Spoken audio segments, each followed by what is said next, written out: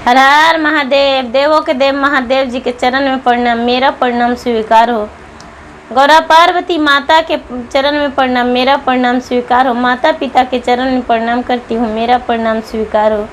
सब गुरु भाई बहन के चरण में प्रणाम करती हूँ, मेरा प्रणाम स्वीकार हो। गणपत ललनमा के चरण में प्रणाम करती हूँ, मेरा प्रणाम स्वीकार हो। गुरु भाई बहन, मैं एक कथा सुनाने जा रही हूँ, इस कथा को पूरा सुनिए।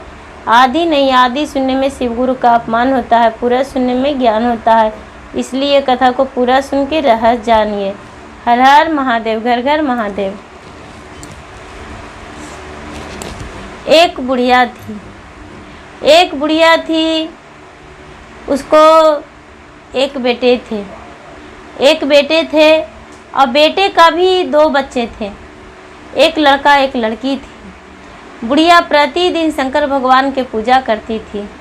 बुढ़िया प्रतिदिन बाग बगीचा में जाती थी, फूल लाती थी, बेलपत्र तोड़ती थी और तोड़कर और भगवान के पूजा करती थी, दया मांगती थी, भजन जाप किया करती थी। उसे बहुत उसमें प्रेम था, बहुत मन लगता था और सुबह उठती थी, सबसे पहले झाड़ू बर्तन करती थी। उसके बाद वो जो बहू थी वो प्रतिदिन वो बुढ़िया जो बर्तन धोने लगती थी और झाड़ू लगा देती थी। ये जो बहू थी वो चूल्हा चौका करके और जो खाना बनाने का तैयारी करती थी, खाना बनाती थी। जब बुढ़िया बहू खाना बनाती थी तो सास जो थी वो पूजा पाठ करने लग जाती थी, मंदिर जाने लग जाती थी। ये सब देखकर ऐसा ही एक दिन क्या हुआ कि वो जो बच्चा था बहू का, बुढ़िया का पोता था, वो क्या किया कि बहू ने क्या किया, वो चूल्हे में बिना नहाए धोए और बिना चौका चूल्हा, बिना लिपे पोते, बिना झाड़ू लगाए और रस्म धरा दी। खाना बनाने को लिए चूल्हा जला दी। जब चूल्हा जला दी और चूल्हा जला के और मसाला पीसने लगी तो इसका जो बच्चा था वो जलावन खींच दिया, चूल्हे में से जलावन खींच दिया। जब जलावन खींच दिया तो बच्चा का जो कपड़ा था वो धर लिया। बच्चा धर पूरा जलने लगा। बच्चा चिल्लाने लगा। वो जो माँ थी वो दौड़ी कि क्या हुआ, मेरे बच्चा को क्या हुआ। उस समय बुढ़िया पूजा कर रही थी। क्या हुआ तो देख रहा है कि बच्चा मेरे जल रहा है। बच्चा को झट से बुझाया और उसको बाद दिखाया, डॉक्टर से दिखाया। बुढ़िया को पता चला कि पूजा मंदिर में थी, मंदिर से आई तो पता चला कि मेरा पोता जो है जो जल गया है। बहू खाना बना रही थी। जब चूल्हे के पास आई बुढ़िया तो देख रही है कि बिना चूल्हा, बासी चूल्हा पे खाना बनाने की बहू तैयारी कर दी थी। बुढ़िया सोच रही कि आहा, बहू कितनी गलती की है, मैं तो सारा घर में झाड़ू लगाया, बर्तन धोया, इसके बाद भी बहू ने बासी चूल्हे पर खाना बनाने की तैयारी कर दी है, थोड़ा सा झाड़ू भी नहीं लगाई। 2 पोतन लिप देती तो अच्छा रहता, लेकिन लिपी पोती तो नहीं, लेकिन झाड़ू तो लगा देना चाहिए।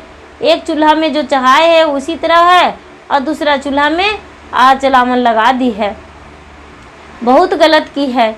ऐसा करके बुढ़िया और पोते के पास देखने चली गई। जब पोते के पास देखने चली गई तो कह रही है बहू कि अरे तू मेरे पास मत आना, तू डायन है, तू खा जाएगी मेरे बेटे को। तूने तो रात दिन पूजा करते रहती हो, पूजे में तुम्हारा प्राण बसता है। भला भगवान का पूजा करने से मेरे बेटे ठीक हो जाएगा, मेरा चूल्हा चौका जलने लगेगा, मेरा परवरिश हो जाएगा। तुम्हारा तो रात दिन वही दिखता है, बस सिर्फ सुबह उठो और पूजा पाठ में लग जाओ, उसको अलावा तो तुम्हारा कोई काम ही नहीं दिखता है। जाओ, मेरे बेटे के पास मत आना।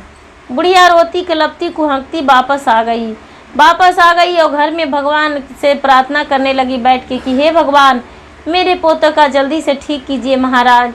हे भगवान, मैंने क्या कसूर कर दिया है भला, आपका जब मैं सेवा करती हूँ, मैं आपका पूजा पाठ करती हूँ तो भगवान उसे सजा दे दिए। ऐसा नहीं होना चाहिए भगवान, यदि ऐसा होगा तो आपका पूजा कौन करेगा। बुढ़िया पूरा विलाप करने लगी। शाम के समय में जब बेटे घर आए तो वो जो बहू थी वो पूरा चिल्लाने लगी अपने पति पे कि चाहे तुम्हारा माँ घर में रहेगी या हम रहेंगे, चाहे माँ के निकाल दो या मुझे। और पूरा गाली वाली देने लगी, पूरा अपने पति को सुनाने लगी पति बेचारा सोच रहा है मैं क्या करूं, कुछ समझ में नहीं आ रहा है। बहू पत्नी कहती है माँ के निकाल दो या मुझे, अब किसके लेके रहें, किसके सहारा घर में रहें, क्या करूं। माँ ने पैदा किया है, पत्नी ने तो अर्धांगिनी होती है, जीवन साथी होती है। कुछ समझ में नहीं आ रहा है। रात भर सोचता रहा, रात भर उसे नींद नहीं आया, सोचते और सुबह में उसको लगा कि अरे यदि पत्नी को निकाल देंगे तो पत्नी का 2 बच्चे हैं, बच्चे का कौन देखभाल करेगा, कौन संभालेगा। यदि माँ के निकाल देंगे तो माँ कहीं भटकती फिरती जान हद देगी, माँ मर जाएगी। माँ तो बुढ़िया है, इससे क्या फ़र्क पड़ता है, माँ को ही निकाल देना चाहिए। क्या किया कि माँ के पास गया और बोला माँ कुछ हम तुमसे कहने आए हैं। माँ बोली क्या बात बेटा, क्या कहना चाहते हो बताओ।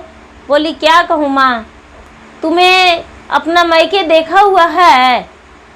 बुढ़िया बोली बेटा मायके तो बहुत दिन गेला हो गया है बेटा, भला अब कौन पूछता है इस बुढ़ापे में मायके के लोग। जो मेरे पिता थे वो कब के गुजर गए, जो मेरा भाई है वो भी तो बूढ़े हो गए हैं, तो अब इस उम्र में कौन मेरा मायके के ख्याल करता है बेटा। मायके के लोग मुझे नहीं पूछते हैं, बहुत दिन हो गया है गेला बेटा। बेटा बोलता है माँ मायके जाने का मन करता है। माँ बोली हाँ बेटा जाने का तो बहुत मन करता है, लेकिन भला कैसे जाऊँ, बुढ़ापे का शरीर है, यदि किधर भटक जाएंगे तो क्या होगा, कन्हू गोड़ हाथ टूट के गिर जाएंगे, मुँह टूट जाएगा, गोड़ हाथ गिर जाएंगे तो ये बुढ़ापे में मेरा गंजन हो जाएगा बेटा।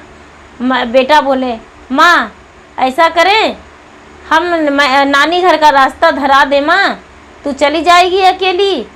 बेचारी बुढ़िया बोली हाँ बेटा तुम मुझे रास्ता धरा दोगे तो हम चल जाएंगे। बुढ़िया बेचारी निर्छल थी, उसे पता नहीं था कि बेटा ने क्या सोच रखा है। क्या किया कि उसी दिन बोला कि माँ तो अपना मायके जाने का तैयारी कर दो, हम तुम्हें रास्ता धरा देंगे। बुढ़िया ने जो 2-4 साड़ी था वो झोला में रख लिया और रख के और बोला ठीक है बेटा मुझे मायके का रास्ता धरा दो। क्या किया कि अरियात दिया बीजू बन जंगल के रास्ता में, बीजू बन जंगल के ओर रास्ते में, जंगल के ओर रास्ता अरियात दिया। तो ये बेटा जो था वो आगे आगे जा रहा था और माँ पीछे पीछे। जब बोला कि माँ यही रास्ता तुम्हारा मायके जाएगा, ये बोला, बेचारी बुढ़िया कहती है बेटा इस रास्ता पे तो मेरा मायके नहीं था, लेकिन मेरा मायके जाने में जंगल नहीं मिलता था बेटा, ये आगे जंगल झलक रहा है। माँ बेटा बोला माँ ये जो जंगल है पहले नहीं था, अब लगाए हैं लोगों ने जंगल माँ, तो इसीलिए तुम्हें नज़र घूम रहा है माँ, ये पहले से था लेकिन छोटा था अब बड़ा हो गया है माँ, तो यही रास्ता है, अब हम लौट जाते हैं। और क्या किए कि बेटा लौट गए और वो जो बुढ़िया थी वो बेचारी जाने लगी। चलते बहुत दूर चल गई, जंगले पार हो रही है। उसको कुछ भी नहीं समझ में आ रहा है। एक जगह शाम हो गया, शाम होने वाला था। देखी कि कोई कुएं से लाठा चला रहे हैं, लाठा चला के और पानी इधर गिर रहा है, करहा में पानी गिर रहा है। तो बुढ़िया देखी तो इसे बहुत खुशी मिला कि अरे भूखे दिन भर का हैं, पानी आ रहा है, थोड़ा सा बैठ जाते हैं, पैर हाथ धो लेंगे, अब भगवान के हम दया मांग लेंगे, शाम तो होने वाला है, फिर शाम हो जाएगा तो बहुत मुश्किल हो जाएगा, यहाँ पानी है। वो बेचारी क्या किया कि पैर हाथ धोने लगी, पैर हाथ धो के थोड़ा सा पानी पी ली, पानी पी के और बैठ गई, कह रही है भगवान से कि हे भगवान बुढ़ापे का शरीर है, बहुत थक गए हैं भगवान, क्या करूं अब, मुझे ले चलिए भगवान, बहुत थक गए हैं भगवान। ऐसा कह के और बैठ गई, बैठ के और भगवान के दया मांगने लगी कि हे भगवान आप मेरे गुरु हैं, मैं आपका शीश हूँ, मुझ पर दया कर दीजिए भगवान, दया कर दीजिए। वो बेचारी बैठ के आधी घंटा लगातार दया मांगते रह गई, दया मांग के और जब आंखें खुला बुढ़िया के तो बुढ़िया देख रही कि एक छोटा बालक, बहुत छोटा बालक वहाँ पे है। बालक कह रहा है कि मामा आप पूजा कर रहे थे। बुढ़िया बोली हाँ बेटा, हम पूजा कर रहे थे, दिन भर भगवान को पूजा नहीं किए थे तो सोचे कि पूजा कर लेते हैं। तो बोले मामा मुझे प्रसादी दो ना। एक कहती है बुढ़िया बेटा प्रसादी तो कुछ भी नहीं है, प्रसादी क्या दे बेटा। बोलते हैं कि मामा पेड़ के पत्तियाँ तोड़ दो ना, वही प्रसादी हो जाएगा। बोली बेटा ठीक है, लाते हैं तोड़ के। वो बच्चे झट से गया और जाके और पेड़ के पत्तियाँ तोड़ के ले आया और बोला मामा आँख मुनो हम प्रसादी ले आए हैं। ओ मामा आँख मुनी और ये बच्चा प्रसादी के रूप में पत्तियाँ धर दी। पत्तियाँ धरते ही वो पत्तियाँ 56 भोग हो गया। भगवान के लिए भांग और गांजा भी हो गया। वही पत्तियाँ में से भांग गांजा निकल गया, वही पत्तियाँ में से 56 भोग भगवान का लग गया। जब 56 भोग लग गया तो बुढ़िया आँख खोली तो देख रही है कि हाँ यह खुशबू है, बहुत सुंदर खुशबू है ये भोग में। अरे ये बच्चा कहाँ से लाया। वो बुढ़िया जो थी आंखें खोली तो बड़ी खुशी मिला और बच्चे को गले लगा लिया और बोला बेटा इतना सुंदर भोग तू कहाँ से लाए हो। ये बच्चा बोलता है देखिए मामा वो मेरा कुटिया है, मैं अपने कुटिया से लाया हूँ। और ऐसा करो मामा तू मुझे खिला दो, हम तुम्हें खिला देते हैं। क्या किया उस बालक ने बुढ़िया को प्रसादी खिला दिया और इस बालक को बुढ़िया खिला दिए। दोनों मिलके प्रसादी खा लिए और खा के और बालक जो थे वो चल दिए वहाँ से। और वो मामा के बोल दिए कि मामा यहीं पर आप रहिएगा, रात में कहीं नहीं जाइएगा, रात में आगे जाइएगा तो बाघ सियार सांप काट लेगा, खा जाएगा, तो आप क्या कीजिएगा, आगे मत जाइएगा। बुढ़िया बोली हाँ पुत्र नहीं जाएंगे, मैं तुम्हारा बात मानता हूँ, मैं कहूँ नहीं जाने वाली हूँ। और बुढ़िया मामा वहीं पर रह गई। जब बुढ़िया मामा रह गई तो बुढ़िया का धीरे धीरे रात में आँख लग गया। बुढ़िया का डर भी नहीं लगा कि यहाँ पर मुझे कोई आएगा और काट लेगा, मार डालेगा। आँखें लग गया। आँख लग जाने के बाद जब आँखें खुला सुबह में बुढ़िया के, तो बुढ़िया देख रही महला 2 महला मकान खूब सुंदर विचित्र बना हुआ है और चारों कोना बाग बगीचा, खूब सुंदर कुआं, एक छोटा सा बहुत सुंदर कुआं, एक बाल्टी, एक रस्सी रखा हुआ है। और घर में देख रही कि सारा बर्तन रखा हुआ है, खाने का दाल चावल आटा साग सब्जी सब कुछ रखा हुआ है। ये बुढ़िया देख रही अरे ये तो बहुत सुंदर घर है, हम थे तो ऐसा ही पहाड़ी के किटकोरे में थे और ये इतना बढ़िया घर बन गया है। ये देख रही है बाहर निकली तो देख रही कि एक शंकर भगवान का विचित्र मंदिर भी है, बाग फुलवाड़ी भी है, एक कुआं भी है। ये बुढ़िया क्या की कि जल्दी से नहाई धोई और नहा धो के भगवान के पूजा करने लगी। और भगवान के पूजा करके कर रही कि हे भगवान आप जैसे मुझे उगा दिए उसी तरह आपका भी फुलवारी भरा हुआ रहे, सेवक आपके चरण में गिरा हुआ रहे। भगवान आप अपने गरीब सेवक को लाज रख दिए, पता नहीं हम कहाँ जाते। हम जान रहे थे भगवान कि मेरा पुत्र जो था वो मैके का रास्ता नहीं दिखाया है, मुझे मरने को लिए छोड़ा है, लेकिन भगवान हम आपके आगे सर झुकाते हैं और प्रार्थना करते हैं कि मेरा पुत्र का एक बाल भी ना भंगे, एक कानी उंगली में भी दर्द ना हो मेरा पुत्र का। भगवान मेरे पुत्र को रक्षा करिएगा, क्योंकि मेरा पुत्र जो है जो नादान है, मैं तो बुढ़िया हूँ, मैं मर जाऊँगा तो कोई दिक्कत नहीं होगा, लेकिन मेरा पुत्र के आदि कुछ हो जाएगा तो मैं अपने आप का कभी संभाल नहीं पाएंगे। भगवान मेरे पुत्र का कभी आँच नहीं आने दीजिएगा। ऐसा कह के और बेचारी घर में रहने लगी और बुढ़िया के जाते ही इसका जो भी धन संपत्ति था वो विनाश हो गया। जितना धन संपत्ति जा वो बुढ़िया के पास चला गया। धीरे धीरे बेटा जो था सो बहुत गरीब हो गया तो बहू कहती है कि अजी सुनिए, आप इधर उधर जाते कमाने को लिए तो नहीं से आप जंगल जाते और जंगल से एक आध बोझा लकड़ी ले आते और लकड़ी लाके अब बेच बाच के हम परवरिश करते से जाइए। आप कहीं खेत में काम लगेगा तो ठीक है, नहीं तो जंगल से लकड़ी ले आइएगा। बगल में के दो आदमी और तैयार हो गए। दो आदमी और तैयार हो गए, बोले हम भी चलेंगे भाई, कोई काम मिलेगा तो ठीक है, और नहीं तो जंगल से लकड़ी तोड़ के ला के बाजार में बेचेंगे, 2 पैसा हो जाएगा, बाल बच्चे का परवरिश हो जाएगा। पति बोले ठीक है। वो क्या किए कि घर से 3 जन घर से निकल दिए, एक ये बुढ़िया का बेटा और 2 और थे, निकल दिए। चलते चलते चलते चलते चलते चलते ठीक उसी जगह पहुंच गए जहाँ बुढ़िया रहती थी। जहाँ बुढ़िया रहती थी, बुढ़िया तो मारी भटकी वहाँ पर गई थी दुखी से, और ये गया था जंगल में लकड़ी तोड़ने। तो वहाँ जब चल गया तो देख रहा है कि एक बहुत सुंदर घर जना रहा है और ये फुलवाड़ी है, चले उसमें कोई तो ज़रूर रहता होगा। ये बुढ़िया पर नज़र पड़ा तो जो 2 लोग हैं वो कह रहे हैं कि अरे देखो ना, एक बुढ़िया का घर है, लेकिन वो जो बुढ़िया है सो लगता है कि तुम्हारा माँ है। ये कहता अरे ऐसे बोलेगा, हम अपना माँ को अपना नानी घर पहुँचा दिए, हमको माँ मैके में अपना है, और तू बोल रहा है कि माँ है। माँ का मेरा इतना नसीब होगा रे घर, मेरा माँ का इतना बड़ा फुलवाड़ी रहेगा? नहीं नहीं, मेरा माँ नहीं रह सकती है। चलो इसी बुढ़िया से काम मांगेंगे, मेरा माँ जप रहे हो। उसी बुढ़िया के पास तीनों गए और बोले कि बूढ़ी मामा।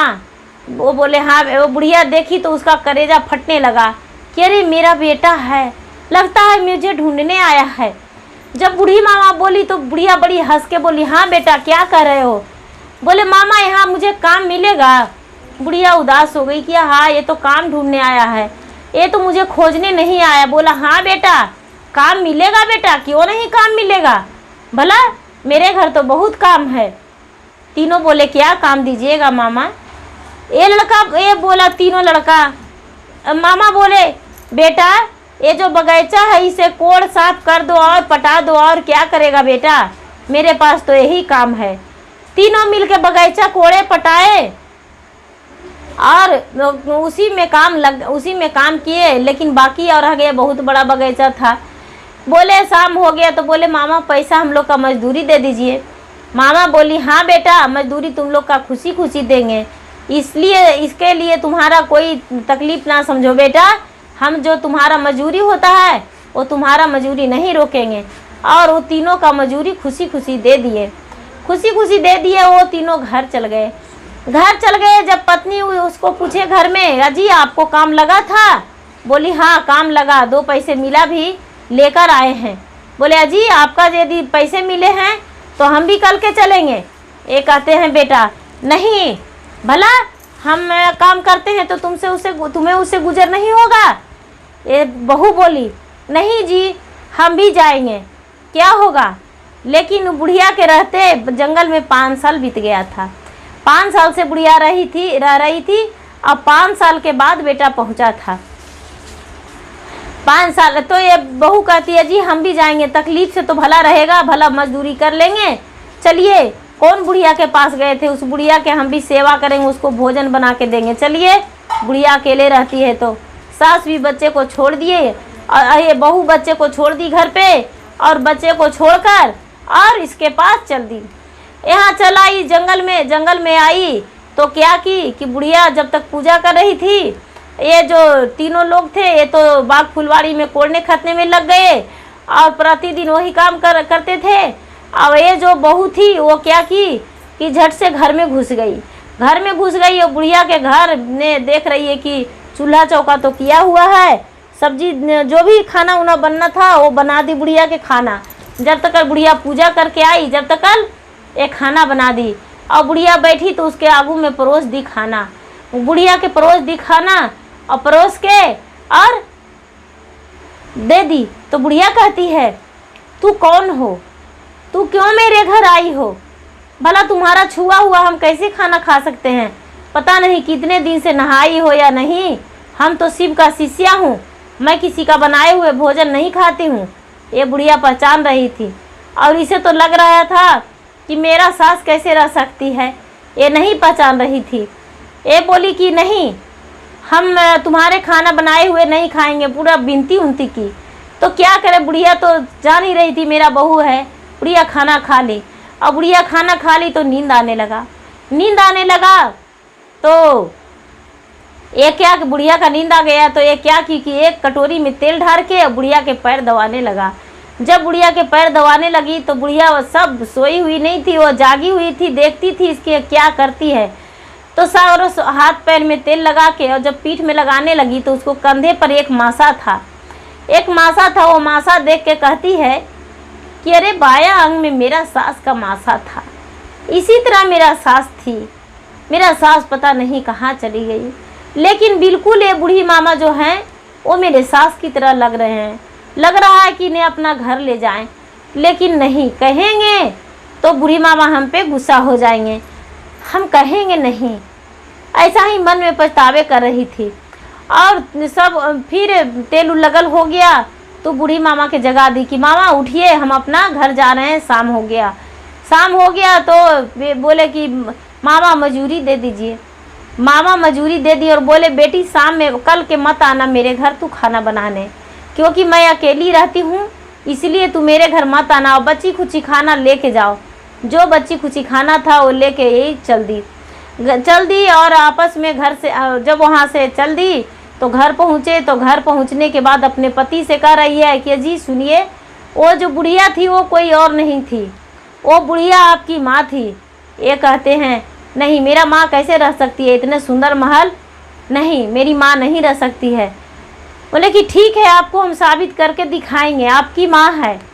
आपके माँ के बाएं अंग कंधे पे मासा था, वो मासा उस बुढ़िया के है और पूरा शरीर मिलता जुलता है, पूरा आवाज़ें भी मिलता जुलता है। ये बोले कैसे? बोले कि हम क्योंकि उनका बुढ़िया का पैर दबाएं तो पूरा हम देख लिए। बोले ठीक है। बिहान होला फिर भी आगे से तीनों गए काम करने को लिए और पीछे से ये भी चल दी। ये भी चल दी, बुढ़िया मंदिर में थी और ये खाना बनाने लगी। खाना बना के रेडी कर दी, नहा फिर धो के खाना बनाई और खाना बना के और बुढ़िया जब पूजा करके आई तो खाना दे दी और सारा काम घर के कर दी।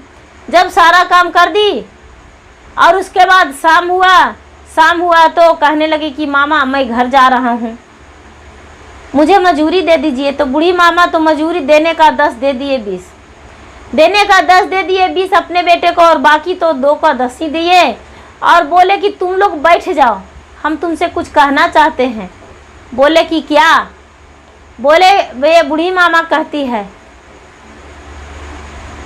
ना घर मोरा भैया, ना घर तोहरा जी, ना घर मोरा भैया, ना घर तोहरा जी, शिव गुरु दिहले धनया पार नुरे की, एहू जे धाना माँ के धनयाधिकारी मोर बेटा जी, बेटा के संपत्तिया दे लेवे विदाई नुरे की।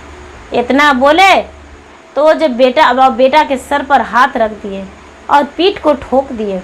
वो लड़का बोलता है मामा आप ऐसे क्यों कह रहे हैं?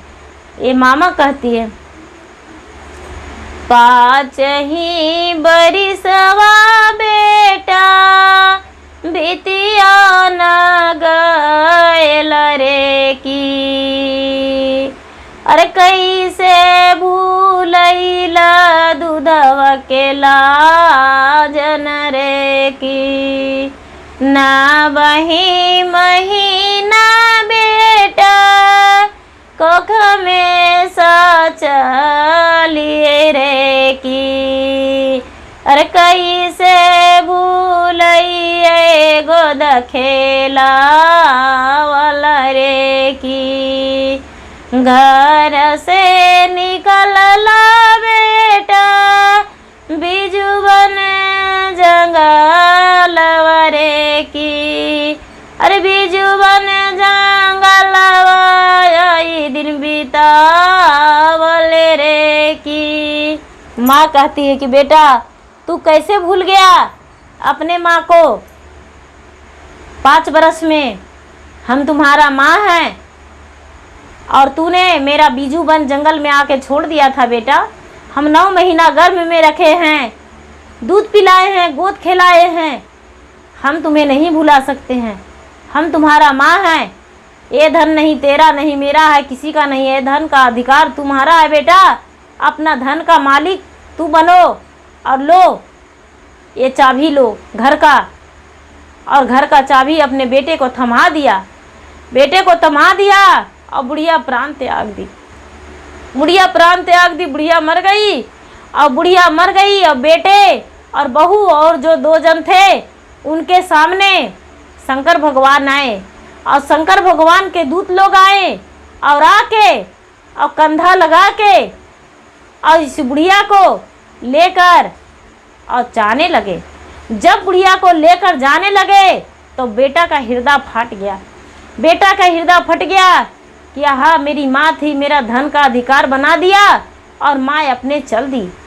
और माँ से क्षमा मांगा और बोला माँ मुझसे माफ़ कर दो, अब मैं कुछ नहीं कर सकते हैं, तू तो अभी दुनिया से चल बसी। जो 2 लोग साथे थे वो कहने लगे अरे मेरा धन नहीं होगा, ये बुढ़िया पता नहीं कौन है, तुम्हारा माँ कैसे हो सकती है। ये बोला कि तो तुम्हारा चाबी क्यों नहीं धराया, जब मेरा माँ नहीं थी, हमको माँ नहीं थी तो चाबी तुम्हारा हाथ में होना चाहिए ना, तो तुम्हें क्यों नहीं धराई। हमें चाबी दी है, मेरी माँ थी, अब धन का अधिकार मेरा है। जो सारा संपत्ति है, बाग फुलवाड़ी, जो भी घर महल मंदिर सब मेरा हो गया। और बेटा और बहू आजाद से रहने लगे और बुढ़िया बेचारी अपना स्वर्ग को वास कर गई। स्वर्ग को वास कर गई। और बेटा को भी ये भी भागने हुआ कि थोड़ा सा कंधे से लगाए और हाथ से भी ठेकाए बुढ़िया को। कुछ भी नहीं किया अपने माँ को, भगवान खुद ही अपने कंधे से लेकर और स्वर्ग को लेकर चल गए।